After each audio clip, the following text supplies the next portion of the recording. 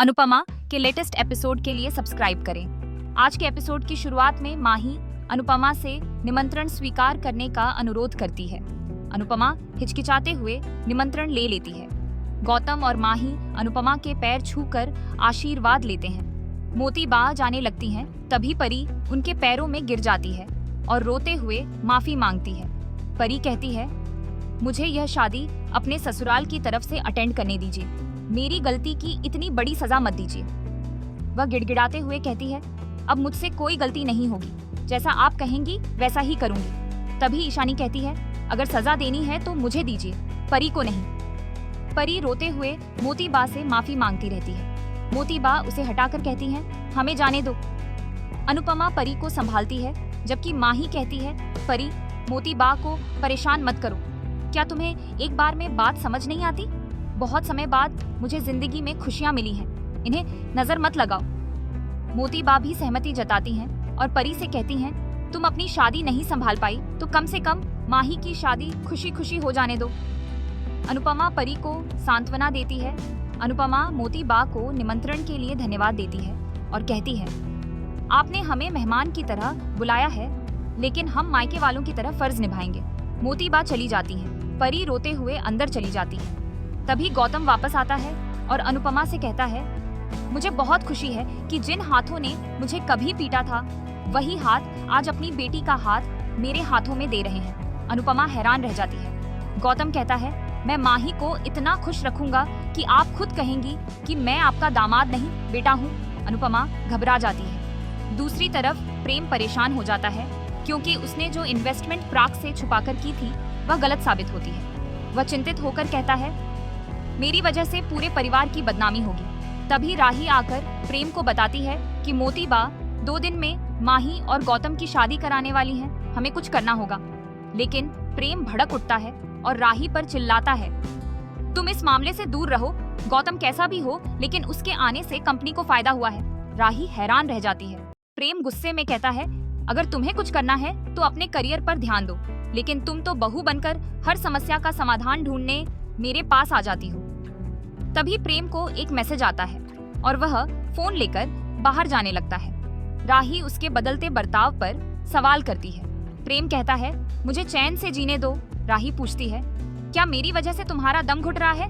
दोनों में बहस हो जाती है। प्रेम वहां से चला जाता है। राही कहती है, मैं राजा और परी का घर नहीं टूटने दूंगी। दूसरी तरफ अनुपमा माही की बातें याद करती है और परेशान होती है। उसे गौतम की बातें याद आती हैं और वह असमंजस में पड़ जाती है कि क्या सच में गौतम बदल गया है। दूसरी तरफ राही परी को दिलासा देती है कि राजा उससे प्यार करता है और उसके लिए लड़ेगा। परी कहती है कि मैं सिर्फ राजा के साथ रहना चाहती हूँ। राही परी को भरोसा दिलाती है कि वह उसका घर नहीं टूटने देगी। इसके बाद राही अनुपमा से मिलती है और अनुपमा उसका हौसला बढ़ाती है। राही कहती है कि मुझे डर लग रहा है। अनुपमा कहती है कि मुझे भी डर लग रहा है। राही कहती है कि माही और गौतम जानबूझकर यहाँ आए थे। अनुपमा कहती है कि माही मूर्ख है, उसे सिर्फ गौतम ही दिखाई दे रहा है। मुझे उस गौतम पर शक है, लेकिन मैं भगवान से प्रार्थना करती हूँ कि काश गौतम सच में सुधर गया हो। राही कहती है कि आप भी प्रेम की तरह मत बोलिए, प्रेम भी अचानक बदल गया है। अनुपमा पूछती है कि क्या हुआ? राही अनुपमा को सारी बात बताती है और कहती है कि प्रेम हर बात पर झगड़ने लगा है। अनुपमा कहती है कि शायद प्रेम के काम में कोई परेशानी हो। प्रेम तुमसे बहुत प्यार करता है। राही पूछती है कि जब आपके और पापा के बीच झगड़ा होता था तब आप क्या करती थी? अनुपमा को याद आता है कि वह किस तरह अनुज को मनाती थी। अनुपमा राही से कहती है कि कभी मैं अनुज को मनाती थी तो कभी अनुज मुझे मनाते थे। वह राही को समझाती है कि पति पत्नी के रिश्ते में प्यार और सम्मान हो तभी रिश्ता टिकता है। राही कहती है कि मुझे ऐसा लगता है कि प्रेम मुझसे कुछ छिपा रहा है। क्या पापा के बारे में आपको कभी ऐसा लगा था? अनुपमा कहती है कि जहाँ प्यार ज्यादा होता है वहाँ खोने का डर ज्यादा सताता है। राही कहती है कि मुझे भी यही डर सताता है, मैं प्रेम से दूर होकर नहीं जी पाऊंगी। अनुपमा कहती है कि ऐसा कभी नहीं होगा। कई बार हम कुछ बातें इसलिए छिपाते हैं ताकि अपनों को दर्द न हो। शायद प्रेम भी ऐसा ही कर रहा हो।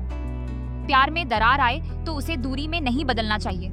राही कहती है कि लेकिन आपके और पापा के प्यार में तो दूरी आ गई थी। तभी अनुपमा को एक फोन आता है और उसे बताया जाता है कि कंपनी के मालिक उससे मिलना चाहते हैं। दूसरी तरफ माही शादी को लेकर बहुत उत्साहित होती है और लहंगा डिसाइड कर रही होती है। वह ख्याति और प्रार्थना को बुलाती है और कहती है कि मेरे लिए लहंगा चुनने में मदद करो। ख्याति नाराज होती है। माही पूछती है कि क्या आप मुझसे नाराज हैं क्योंकि मैं अब आर्यन की पत्नी नहीं कहलाऊंगी? ख्याति कहती है कि हाँ, अब तुम मेरी क्या रहोगी ये तुम्हें भी नहीं पता। माही कहती है कि मैं बेटी रहूंगी। पापा ने भी तो आपसे दूसरी शादी की थी। क्या आप गौतम को अपना तीसरा बेटा नहीं मान सकती? ख्याति कहती है कि तुम खुश रहो। ये कहकर वह चली जाती है। माही प्रार्थना से कहती है कि अब तुम्हारे बच्चे से मेरा भी रिश्ता जुड़ रहा है। प्रार्थना गुस्से में कहती है कि ये बच्चा सिर्फ मेरा और अंश का है। माही कहती है कि इस बच्चे को 2 माँ का प्यार मिलेगा। प्रार्थना कहती है कि तुम उसकी माँ नहीं हो। तभी गौतम आता है और कहता है कि मैं सिर्फ इतना चाहता हूँ कि मेरा बच्चा मेरे सामने रहे।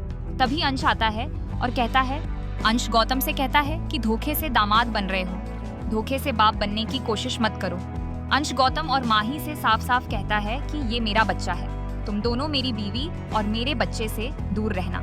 अंश प्रार्थना को लेकर चला जाता है। गौतम मन ही मन गुस्सा होता है।